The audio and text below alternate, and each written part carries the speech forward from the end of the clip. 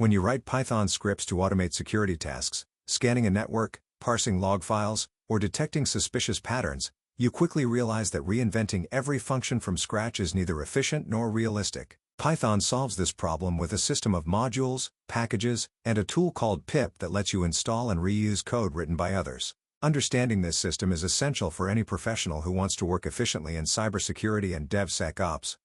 A module is simply a Python file containing functions, variables, and classes that you can reuse in your own scripts. When you write a Python script and save it as a Py file, you have already created a module, even if you do not think of it that way. The real power comes when you import that code into another script using the import keyword.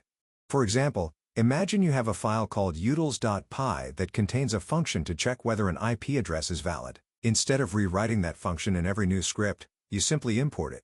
Import utils.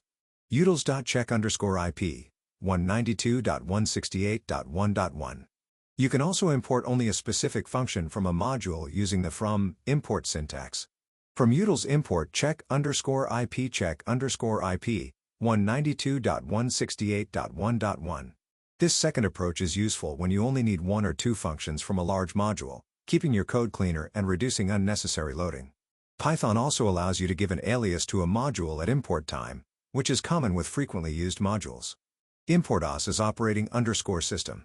This is purely a matter of convenience and readability, but it is a pattern you will see constantly in real-world security scripts. Python comes with a large collection of built-in modules that are available without any installation. These are part of what is called the Python standard library. You have already encountered some of these indirectly. The open function for reading files, for example, relies on built-in capabilities, but there are many others that are particularly useful in a security context. Here are some important standard library modules worth knowing. os provides functions to interact with the operating system, such as listing files in a directory, checking if a file exists, or running system commands. For example, os.listedr/var/log returns the list of files in the log directory. sys gives access to interpreter-related information, such as command line arguments passed to a script using sys.arguf. Re stands for regular expressions.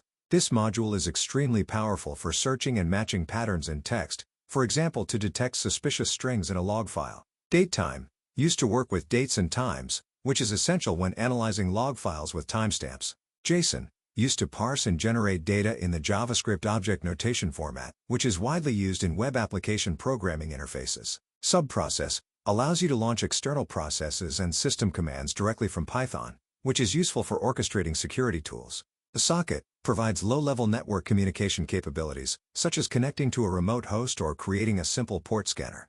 Hashlib used to compute cryptographic hash values, such as the SHA-256 hash of a file, which is a common operation in integrity verification and malware analysis. Base64 used to encode and decode data in the Base64 format, often used in web authentication headers and obfuscated payloads. To use any standard library module, you simply import it at the top of your script.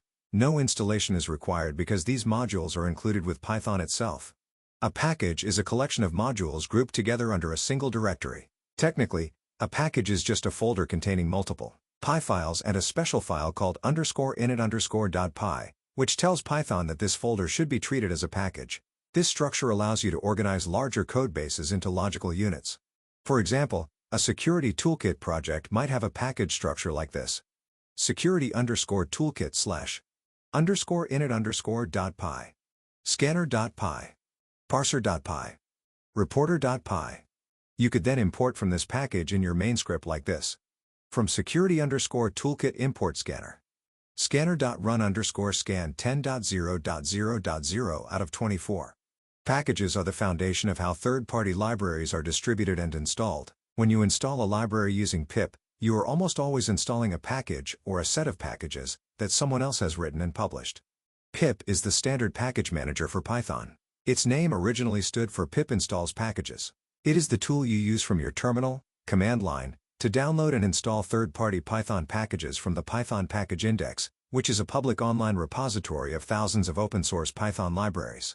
The basic command to install a package is pip install package_name.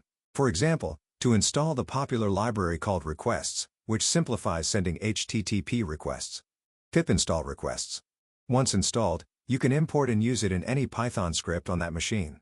Import request response equals request.get https://example.com print response.status_code. To see all the packages currently installed in your Python environment, you can run pip list to remove a package you no longer need. Pip uninstall package_name. To install a specific version of a package, important for reproducibility in professional projects. Pip install requests equals 2.28.0. In a professional or team environment, it is standard practice to keep a file called requirements.txt that lists all the packages a project depends on, along with their versions. This file allows any team member to recreate the exact same environment by running pip install r-requirements.txt. A typical requirements.txt file looks like this. Requests equals 2.28.0. Paramiko equals 3.1.0. Python nmap equals 0.7.1. This practice is fundamental in DevSecOps pipelines, where you need to guarantee that the same code runs consistently across development, testing, and production environments. There are several third-party packages that are especially relevant in the cybersecurity and automation domain. Requests, the most widely used library for making HTTP requests, essential for interacting with web application programming interfaces, sending form data, handling authentication, and testing endpoints. Paramiko, a library for handling the Secure Shell Protocol, SSH, connections in Python, very useful for automating remote server interactions. Python nmap, a Python wrapper around the nmap network scanner, allowing you to run network scans and parse the results programmatically. Scapy, a powerful packet manipulation library that allows you to craft, send, and capture network packets, used in network security research and testing. Cryptography, a library providing cryptographic primitives such as encryption, decryption, and digital signatures. Pyom, used to parse and generate the YAML format, which is commonly used in configuration files and DevSecOps pipeline definitions. EnSPython, used for domain name system (DNS) queries, useful when performing reconnaissance during a penetration test. One important concept to understand is the difference between a global installation and a virtual environment. When you install a package globally using pip, it becomes available to all Python projects on your machine. This can cause conflicts when different projects require different versions of the same package. A virtual environment is an isolated Python environment dedicated to a single project. You create one using the built-in venv module. Python mven my_env. You then activate it, on Linux or Mac OS, source my_m/bin/activate, on Windows, my_m\scripts\activate. Once activated, any pip install command will only affect that isolated environment, leaving your global Python installation untouched.